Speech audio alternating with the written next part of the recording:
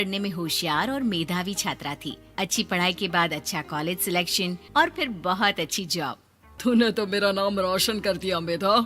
अरे लेकिन ये जो काम करने का तरीका है ना, इसे बदल ले। 18 घंटे काम करेगी तो कल को बच्चा कैसे संभालेगी? तुम्हारी तरह पागल नहीं हूँ माँ, जो बच्चे और परिवार में फंस जाऊँ। मैं तो जिंदगी खुल कर जीऊंगी। सब कहने की बात होती है बेटा, अपने बच्चे का सुख हर कोई चाहता है। वक्त बीतता है और मेधा की शादी हो जाती है। शादी के कुछ सालों में ही मेधा एक सुंदर से बेटे की माँ बन जाती है। अरे यार, मेरी मैटरनिटी लीव खत्म हो रही है, क्या करे? माँ भी नहीं आ सकती, कैसे मैनेज करूँ? ऐसा करते हैं, इसके लिए एक केयर टेकर रख लेते हैं, वो देखा करेगी इसे। मेधा को पति की बात जंच जाती है और वो केयर टेकर की तलाश शुरू कर देती है। एक दिन उन लोगों के घर एक महिला आती है जो दिखने में पढ़ी लिखी लगती है। जी, क्या काम है आपको? मैम, मेरा नाम स्नेहा है। आपका एड देखा केयर टेकर का, क्या मैं आपके यहाँ काम कर सकती हूँ? हाँ, क्यों नहीं, लेकिन आप तो अच्छे घर की लगती हैं, फिर नौकरी क्यों? दरअसल मेरे ससुराल वालों ने मुझे घर से निकाल दिया क्योंकि मैं माँ नहीं बन सकती और माता पिता भी नहीं है इस दुनिया में। तो अरे अरे, कोई बात नहीं, तुम लक्ष्य को ही अपना बच्चा समझो और यहीं रहना, और किसी भी चीज की जरूरत हो ना तो बता देना।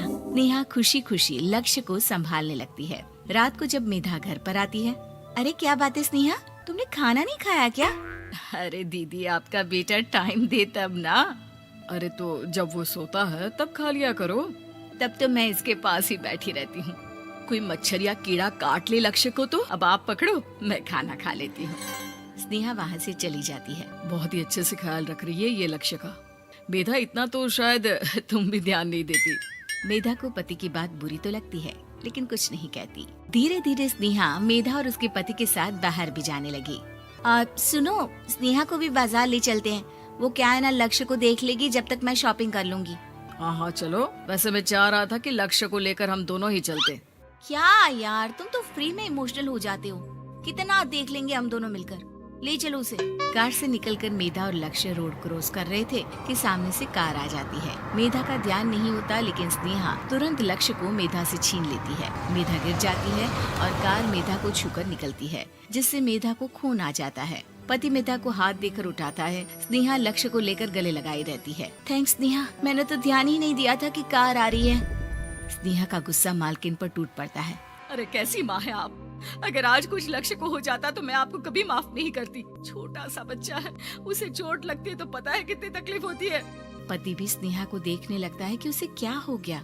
मेधा को स्नेहा पर काफी गुस्सा आ जाता है। घर आकर कहती है, देखो स्नेहा, माना तुम लक्ष्य को बहुत प्यार करती हो, लेकिन वो मेरा बेटा है, मैं कभी जानबूझकर उसके साथ बुरा नहीं कर सकती, समझी? मुझे माफ कर दीजिए, मैं लक्ष्य को लेकर कुछ ज्यादा ही सेंसिटिव हो चुकी हूँ। मैं ध्यान रखूंगी कि आगे से ऐसा ना हो। मेधा का मन स्नेहा से अब हटने लगा था। एक शाम मेधा ऑफिस से घर आती है कि लक्ष्य उसे दिखाई नहीं देता और ना ही स्नेहा। वो स्नेहा के कमरे में जाती है जहाँ दोनों सो रहे होते हैं। अरे स्नेहा, लक्ष्य को आज इस कमरे में क्यों सुला दिया? दीदी, मुझे नींद आ रही थी, ऐसे में उसे कमरे में अकेले लिटाना मुझे ठीक नहीं लगा। मेधा बच्चा उठाने लगती है कि स्नेहा टोक देती है। रहने दीजिए ना दीदी, सो रहा है, फालतू में नींद खराब हो जाएगी। मेधा को गुस्सा आ जाता है और वो बच्चा उठाकर वहाँ से चली जाती है। अगले दिन मेधा स्नेहा को बुलाती है, साथ में एक और लड़की खड़ी होती है। स्नेहा, अब तुम अपना कुछ और देख लो, हम लोगों को नई केयर टेकर मिल गई है, तुम इस हफ्ते घर छोड़ देना। स्नेहा का मन लक्ष्य को छोड़ने का नहीं करता, लेकिन नौकरी तो नौकरी होती है ना। स्नेहा घर से चली जाती है। धीरे धीरे महीने और साल बीतते जाते हैं और लक्ष्य एक नौजवान लड़का हो जाता है। लक्ष्य, आज मुझे मंदिर जाना है, ले चलोगे? ठीक है माँ, एक काम करके अभी वापस आता हूँ, तब तक आप और पापा दोनों तैयार हो जाइए। दोनों तैयार होकर बैठ जाते हैं, लेकिन लक्ष्य काफी देर तक नहीं आता। अरे मेधा, फोन तो करो लक्ष्य को, देखो क्या हो गया उसे। मेधा फोन करती है तो पता चलता है कि लक्ष्य का एक्सीडेंट हो गया है और वो सिटी अस्पताल में है। जल्दी चलिए, पता नहीं कैसा होगा मेरा बेटा। अरे चिंता ना करो, सब ठीक होगा, मैं अभी कार निकालता हूँ। दोनों मियाँ बीवी अस्पताल पहुँचते हैं, जहाँ वो लोग देखते हैं कि लक्ष्य बिस्तर पर पड़ा होता है। एक महिला इन्हें यहाँ लेकर आई है, वो वहाँ बैठी है, लेकिन फिलहाल तो आप लोगों को इनके लिए किडनी का प्रबंध करना होगा। एक्सीडेंट में इसकी किडनी डैमेज हो गई है। मेरी ले लीजिए डॉक्टर साहब, मेरे बेटे को बचा लीजिए। नहीं नहीं, आप माँ हैं, आपकी नहीं ले सकते, पिता की भी नहीं। आप किसी रिलेटिव या दोस्त से पता कर लें और हाँ थोड़ा जल्दी करें क्योंकि देर होने से मामला बिगड़ सकता है।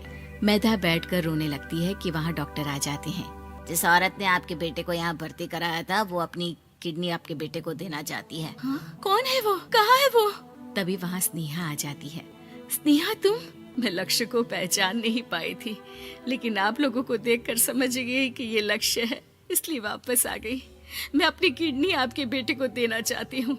मेरी अपनी तो कोई औलाद नहीं, लेकिन लक्ष्य में मैंने हमेशा अपना बच्चा देखा। तुम धन्य हो स्नेहा, जो इतने साल में भी लक्ष्य को भूल नहीं पाई। सही मामले में तो वो तुम्हारा ही बच्चा होगा, क्योंकि जन्म भले ही मैंने दिया हो, लेकिन आज तुम उसकी